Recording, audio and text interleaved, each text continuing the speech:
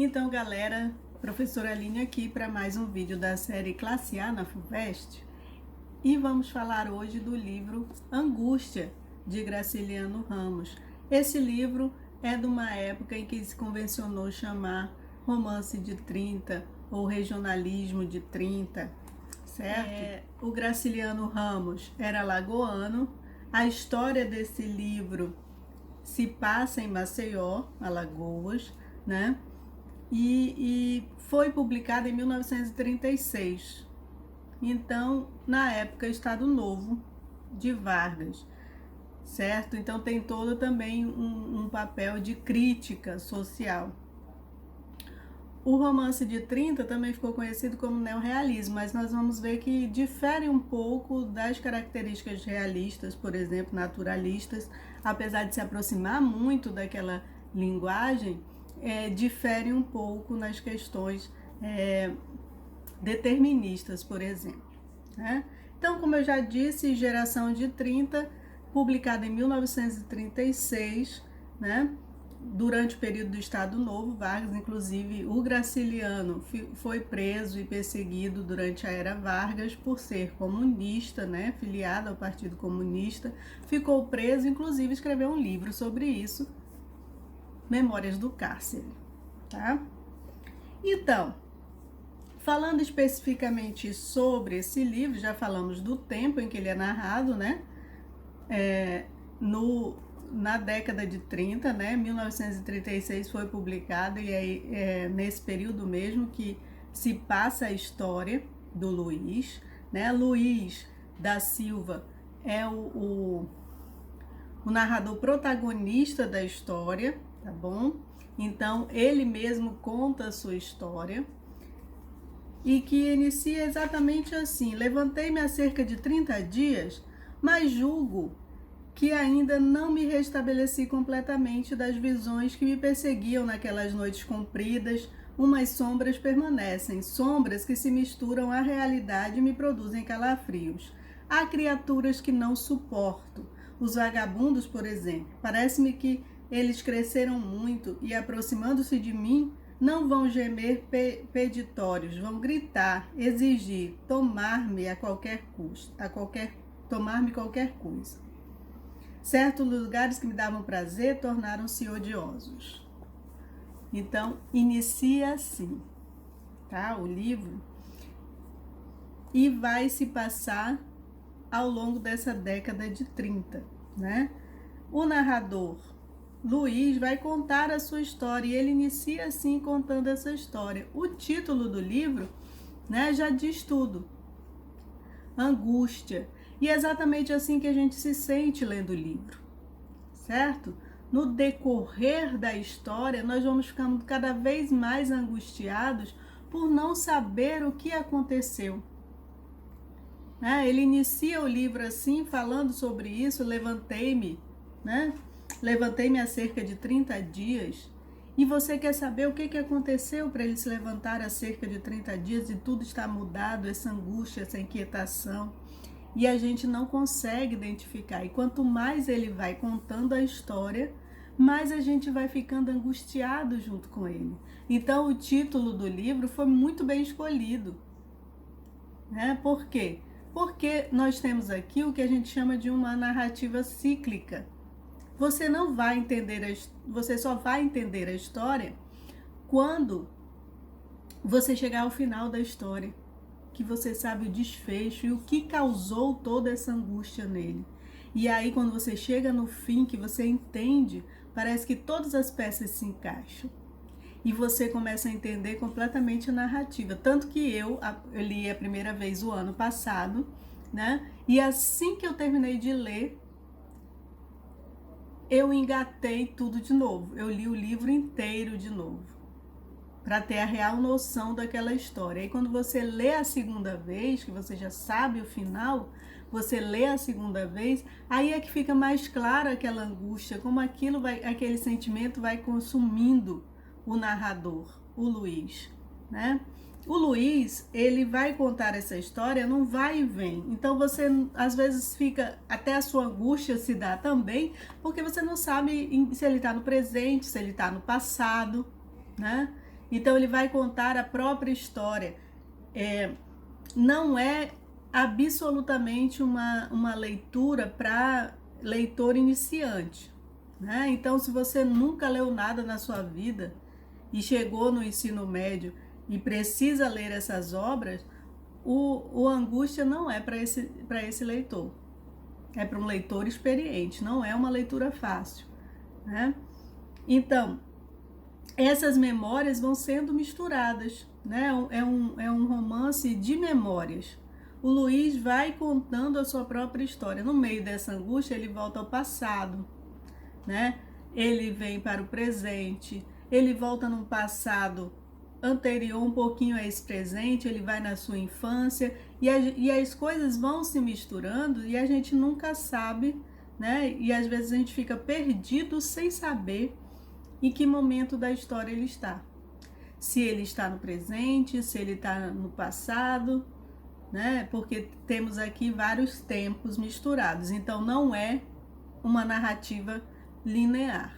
Nós temos uma narrativa entrecortada, fragmentada, e você vai construindo isso na sua cabeça, essa história na sua cabeça. Portanto, não é uma leitura fácil, né? Então, passado, presente, um presente um pouquinho anterior a esse presente que ele está vivendo, tudo se mistura na história. Então, nós temos o Luiz, que já falamos dele, que ele é um funcionário público, né? E a gente descobre nessa história que ele teve uma vida muito dura, uma infância, uma adolescência muito difícil. Por quê? Porque ele perdeu o pai muito cedo, ele perdeu o avô e perdeu o pai logo em seguida, e aí ele fica sozinho, sem rumo, né? E ainda muito criança, né?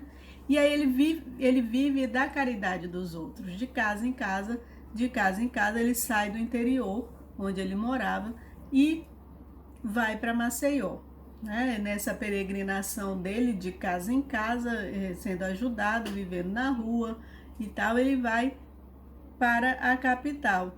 Mesmo com toda essa dureza, ele consegue passar no concurso e ele é um funcionário público, né? Ele é inconformado com essa pobreza. Ele é um cara inconformado, né? Apesar de ser funcionário público, ele ganha muito pouco, tá? E vamos ter aí, próprio dessa geração de 30, essa crítica ao capital, à burguesia, né? A importância desse dinheiro. Então ele vai contar a história da família, né? Que era um dono de fazenda, o avô, né? Vai contar, mas isso tudo misturado, tá, gente? Não é uma coisa facinho de você entender, não. O pai decadente, né? Já nasceu em um momento em que o avô não estava muito bem das finanças, né? E ele perde avô e pai, como falei, e tem uma vida muito dura a partir daí. Vive nas ruas, vive de favor, né? E aí a história vai se desenrolar para a gente entender essa angústia, entender esses 30 dias, entender tudo isso, né? Quando ele começa a contar o momento em que ele conheceu Marina. E Marina se muda para uma casa do lado dele, né? Ele já funcionário público, né? O dinheiro dele era muito curto, então tinha uma casinha, consegue comprar uma casinha, né? E pro lado dessa casa dele, que vai ser vizinha dele, se muda a família de Marina, o pai, a mãe e Marina. E ele desde o início, desde a primeira vez que ele vê Marina, ele já se apaixona por ela, né? Então, ele sempre está ali conversando, só que eles são muito diferentes. O Luiz é um cara que gosta de ler muito, ele gosta de escrever, né? Ele lê e escreve muito bem. Alguns dizem que até uma autobiografia quase do Graciliano, né? porque a vivência do Luiz, o funcionário público que gosta de leitura, que gosta de escrever, que vende as suas poesias e vende, né, os seus contos para jornal, é meio que a vida que o Graciliano teve, né? Então essa Marina volta para ali, muda para essa casa ao lado do Luiz, e o Luiz se encanta por ela, mas como eu já disse, eles são bem diferentes e isso vai pesar num determinado momento. Marina é uma menina muito fútil, né? É uma menina que não gosta de ler, uma menina que é muito interessada, né, no dinheiro, é muito interesseira e ambiciosa. Mas ele, de qualquer forma, se apaixona por ela e começa a remediar essas coisas. Não, tá tudo bem, é normal e tal, e vai deixando, né?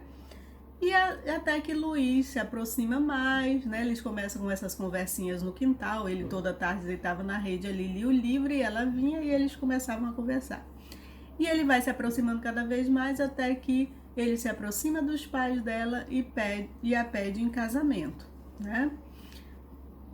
É bom lembrar sempre para vocês que essas casas eram germinadas, tá? Eram germinadas, ele parede com parede ali, num lugar bem simples, né?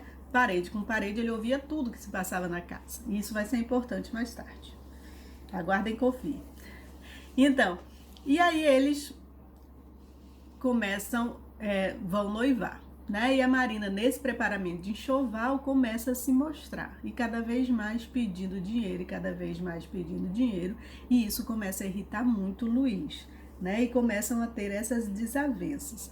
Aí entra nessa história, né? O Luiz começa a se endividar muito para dar tudo que Marina queria para esse casamento, para, né, ajeitar a casa, para deixar a casa com o jeito dela e tal, e ele se endivida e ele pede dinheiro a agiota, né, que ele ganha muito pouco e faz bico, né, em jornais.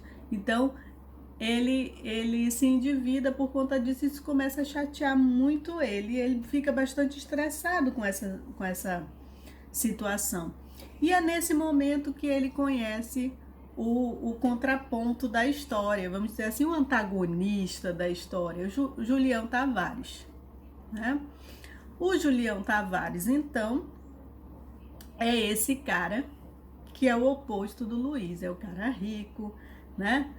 Cheio da grana, muito sedutor, muito chato, desde o início, desde a primeira vez que eles se veem, se conhecem. O Luiz já tem uma antipatia pelo Julião, e aí o Julião começa a forçar essa amizade, né? E até que um dia, né, o Luiz, já com essa coisa desse estresse com a Marina e tal, um dia ele chega em casa e vê a Marina no portão conversando com o Julião. Julião que tinha ido até a casa de Luiz nessa coisa de forçação de barra de amizade, e Luiz não estava em casa ainda, e a Marina estava no portão conversando com o Julião. Aí foi a gota d'água. O Luiz estourou, né?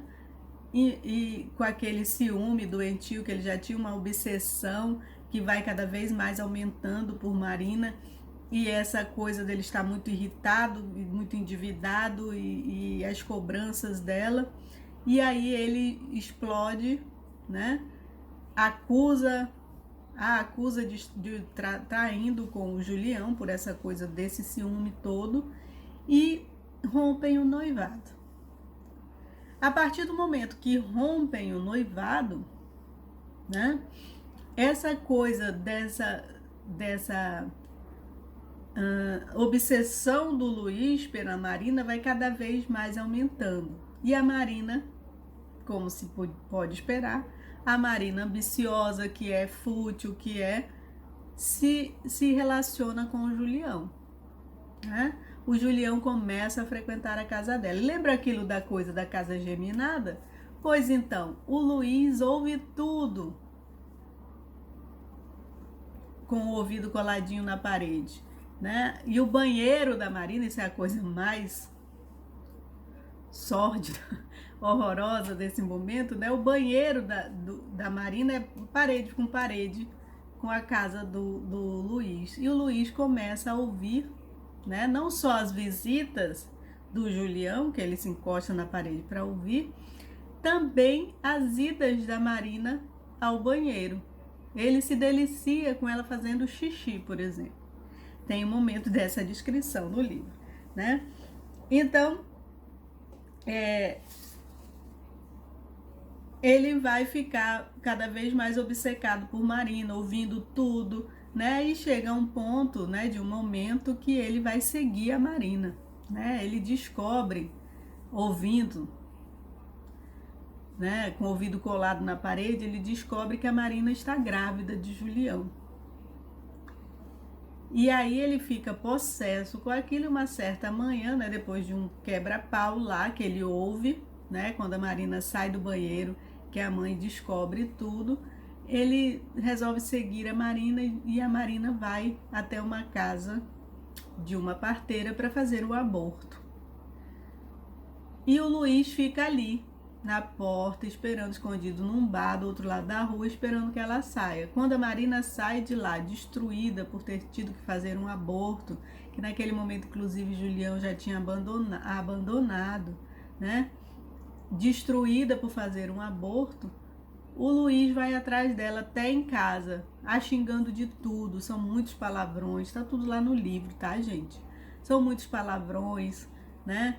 Ele a xinga de tudo. Aí vocês imaginem aí essa situação de uma mulher que está destruída por ter feito um aborto, que não é fácil para mulher nenhuma, por ter feito um aborto, e está recebendo daquele cara que ela se relacionou tantos palavrões, e ela vai chorando, chorando, e ele não para e vai até a casa dela, né?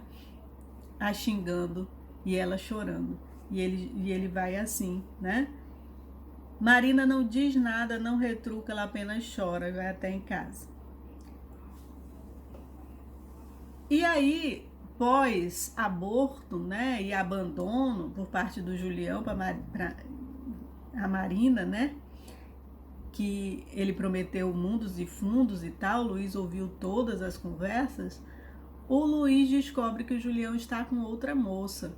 E aí aquela obsessão que ele tinha por Marina se transforma nessa obsessão pelo Julião, para se vingar de Julião, né? E ele vai atrás do Julião. E aí ele começa a perseguir o Julião, né? Então,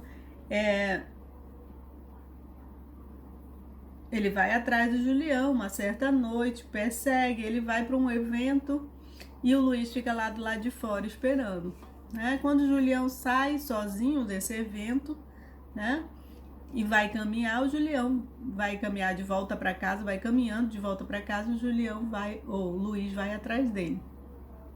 O Julião sai do evento, vai caminhando para casa e Luiz o segue nesse caminho.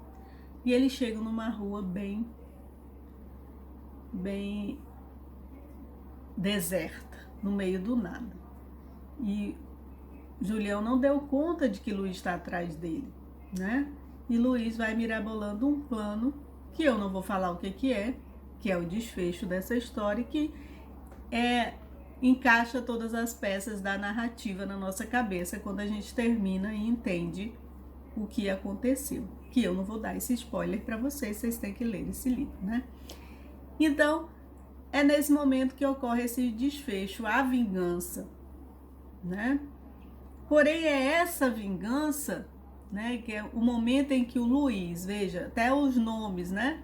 Julião Tavares é um nome importante e tal. O nome do antagonista da história, que é o oposto do nosso protagonista e narrador dessa história, né, que vai nos passar toda essa angústia, o nome é Julião Tavares. E o nome do nosso narrador é o nome mais simples do mundo e mais comum da vida, né?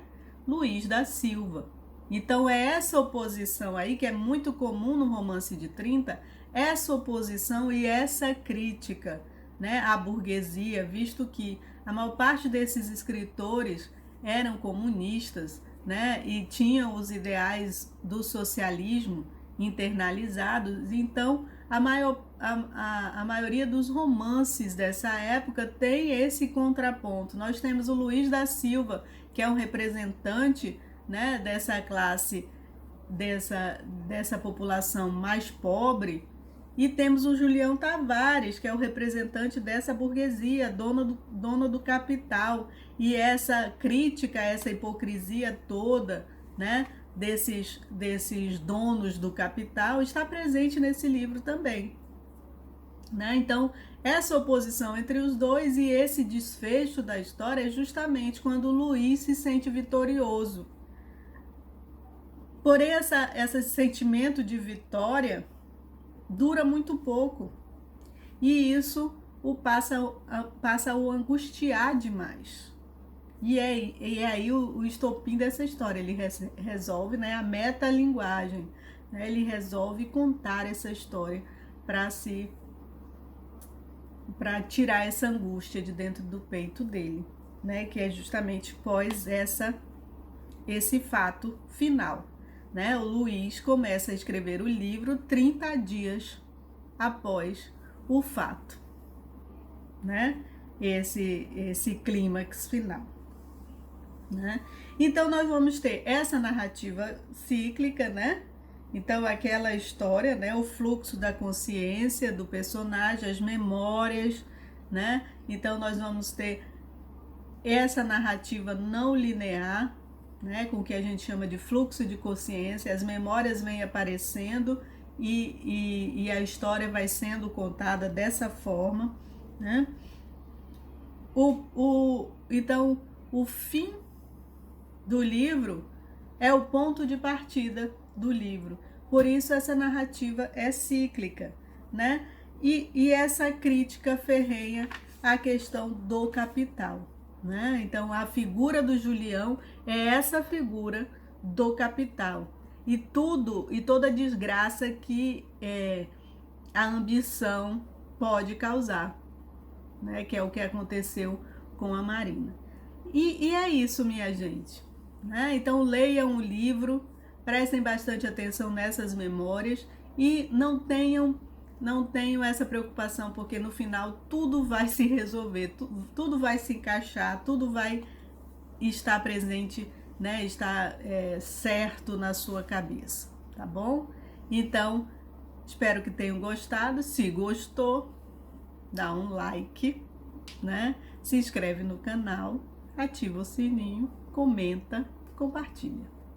Um beijinho para vocês e até a próxima.